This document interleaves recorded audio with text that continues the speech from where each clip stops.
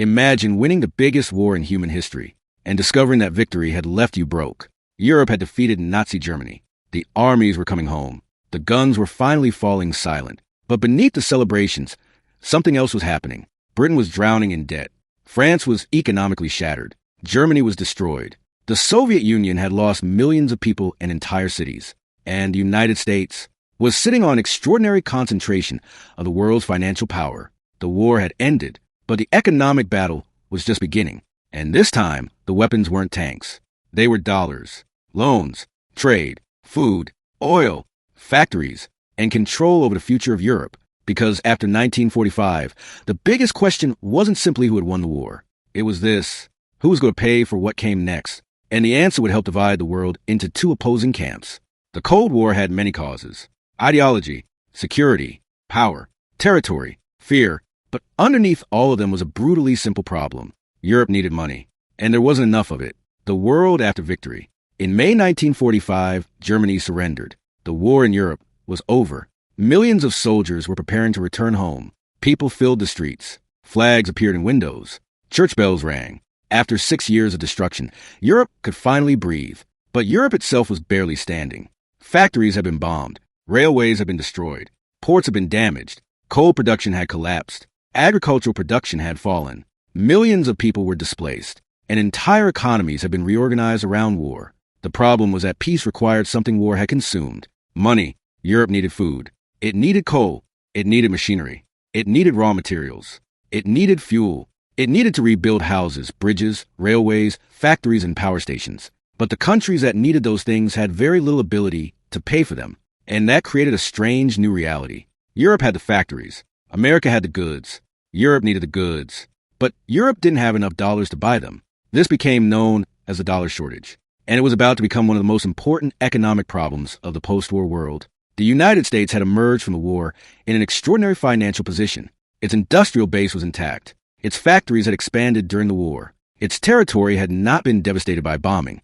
And the dollar had become the central currency of the new international financial system. Meanwhile, much of Europe was trying to rebuild from ruins. The imbalance was enormous.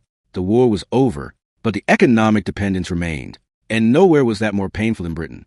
Britain had technically won the war, but victory had nearly emptied the country. For 6 years, Britain had fought Germany while mobilizing enormous resources. It had borrowed. It had spent its foreign currency reserves. It had sold overseas assets. And it had relied heavily on American assistance. During the war, the United States had supplied Britain through Lend-Lease. The arrangement allowed Britain to receive enormous quantities of American equipment and supplies without paying for everything immediately. It was one of the great logistical arrangements of the war. But when the war ended, the economic relationship changed. Lend-Lease was designed for wartime. Peace meant the bills could no longer simply be pushed into the future. American officials knew Britain was emerging from the war in a difficult financial position. With limited supplies of gold and dollars, Britain needed American goods. But Britain needed dollars to buy them, and Britain didn't have enough. So London went to Washington and asked for a loan. The negotiations produced a massive American loan to Britain. But there was a catch. Britain would have to make its currency convertible. In other words, the pound would eventually have to become freely exchangeable into dollars. It sounded like a technical financial arrangement. It wasn't, because once currencies became freely convertible, Britain would have to defend the pound with the dollars it had left. And Britain didn't have many. The new post-war world was forcing Britain to make a painful choice: either restrict its economy or watch its remaining dollar reserves disappear. Britain tried to make the system work. Then came 1947, and the experiment began to collapse. In August, Britain suspended sterling convertibility. The announcement was a warning. Britain couldn't simply keep exchanging pounds for dollars forever. The country was running out of financial room. And that was the moment something bigger became obvious. Britain could no longer finance the European recovery by itself. The old European powers were weakening. The United States was becoming stronger. And somebody had to fill the gap. Now look at France. France had been occupied. Its infrastructure had been damaged. Its industrial production had been disrupted. Its government faced shortages of food, fuel, and raw materials. And France wasn't alone. Italy was struggling. The Netherlands was struggling. Belgium was struggling. Greece was struggling. Germany was devastated. Across Europe, the same basic problem kept appearing. How do you rebuild an economy when the economy can't yet produce enough to pay for rebuilding? It was a vicious circle. Factories needed coal. Coal mines needed machinery. Machinery needed steel. Steel production needed coal. Transportation needed fuel. Food had to be imported. But imports required foreign currency. Foreign currency required exports. And exports were difficult because the factories weren't fully functioning. The continent was trapped. And hunger made the problem political. If people couldn't eat, they didn't necessarily care about economic theory. They cared about whoever could provide bread. That created an opportunity for communist parties. In countries across Western Europe, communist movements had gained enormous prestige from resistance to Nazi occupation. In France and Italy especially, communist parties were powerful political forces. And in the Soviet-controlled countries of Eastern Europe, Moscow was building a completely different political and economic order. Washington looked at the situation and saw danger, not simply because people were poor, but because economic collapse could produce political instability, and political instability could produce communist victories. American officials began thinking about Reconstruction differently. This wasn't charity. It was strategy. A functioning European economy would buy American products. It would reduce political instability. It would strengthen governments friendly to the United States. And it would make communist expansion harder. One American policy memorandum in 1947 put the logic remarkably bluntly. The goal was to make European countries capable of existing without outside charity and capable of buying from the United States. Economic recovery and political stability were becoming inseparable. And then George Marshall stepped onto the stage. June 5, 1947, Harvard University. American Secretary of State George C. Marshall stood before an audience of students. Europe was struggling. The United States had already provided emergency assistance, but Marshall believed something much larger was necessary. Not another temporary rescue. A coordinated reconstruction program. Europe needed to rebuild its entire economic system. Marshall proposed American assistance to make that possible. It became known as the Marshall Plan, and the numbers were enormous. Eventually, the United States committed more than $12 billion to rebuilding Western Europe under the program. To modern ears, that might sound like simple foreign aid, but Washington understood something important. Money creates relationships. If America supplied the capital, America will become central to Europe's recovery. And if European factories restarted, they could buy American goods. The Marshall Plan would help Europe recover, but it would also help create a European economy deeply connected to the United States. This was not hidden. American planners wanted Europe to become economically self-sustaining, but also economically integrated with the American-led international system. And then came the problem. The plan was technically open to the Soviet Union. Moscow could participate. Eastern European countries could participate. But accepting the plan meant cooperating with a system heavily influenced by Washington. And Stalin didn't trust Washington. He suspected that American economic assistance was not simply humanitarian. He suspected it was power, disguised as money. The Soviets withdrew, and Moscow pressured Eastern European governments not to participate. The Marshall Plan therefore became overwhelmingly Western European. The economic divide was becoming a political divide, and the political divide was becoming something much more dangerous, a division of Europe itself. To understand Stalin's reaction, you have to understand what the Soviet Union had just survived. Germany had invaded the Soviet Union in 1941. The fighting had been catastrophic. Cities were destroyed. Villages were destroyed. Factories were destroyed.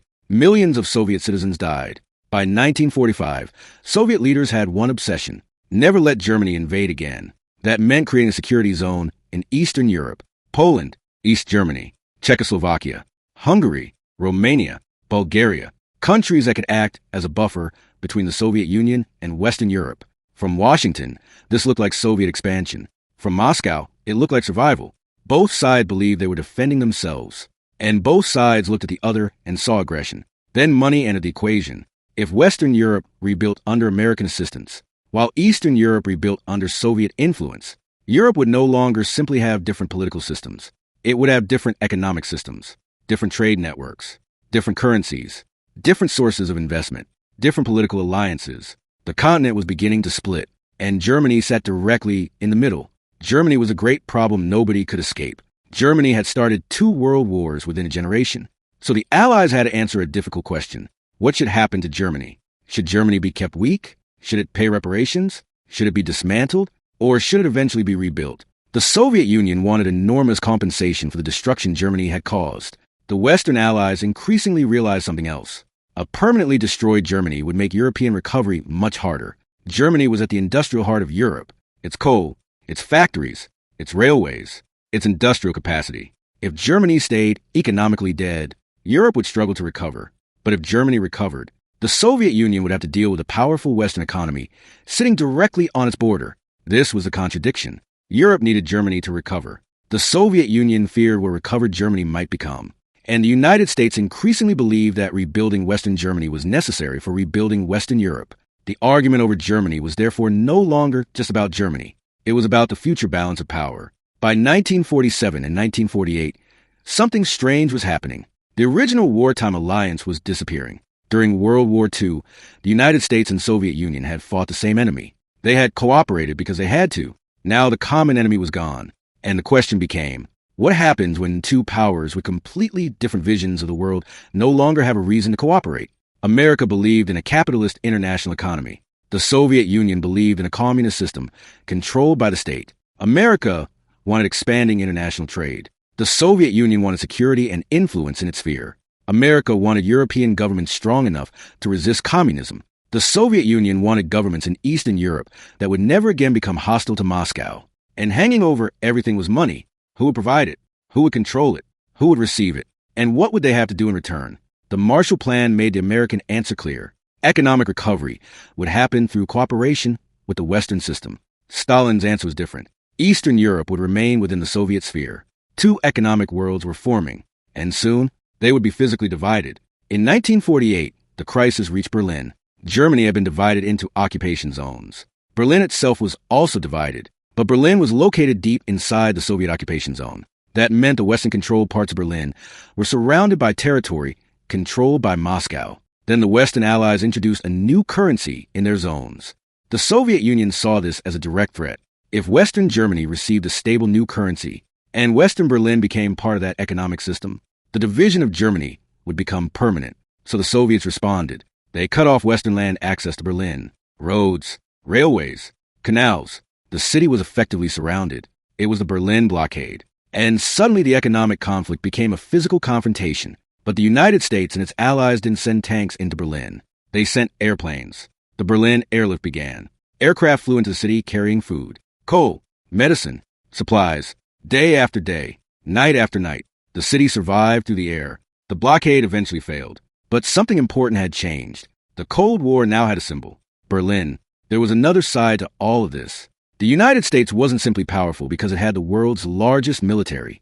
It was powerful because it controlled something Europe desperately needed. Capital, the dollar, American goods, American investment, American markets, and increasingly, American institutions. The Bretton Woods system had created a new international monetary framework. The dollar stood at its center, linked to gold. The International Monetary Fund was designed to support monetary stability. The World Bank was created to help finance reconstruction and development. The goal was to prevent the economic chaos that had contributed to the disasters of the interwar period. But the system also reflected the enormous economic weight of the United States. America wasn't merely another country anymore. It was becoming the financial center of the Western world.